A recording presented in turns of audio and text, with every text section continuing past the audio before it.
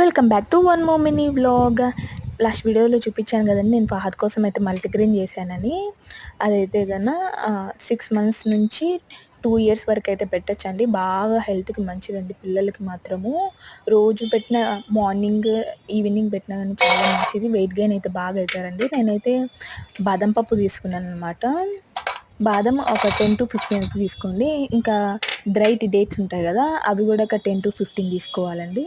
ఇప్పుడు ఇవన్నీ అయితే ఫస్ట్ వాష్ చేయాలి. బాగా వాష్ చేసిన తర్వాత మళ్ళీ నానబెట్టాలండి. వాష్ చేసేటప్పుడు ఒక 3 times అయితే నార్మల్ వాటర్తో వాష్ చేయండి.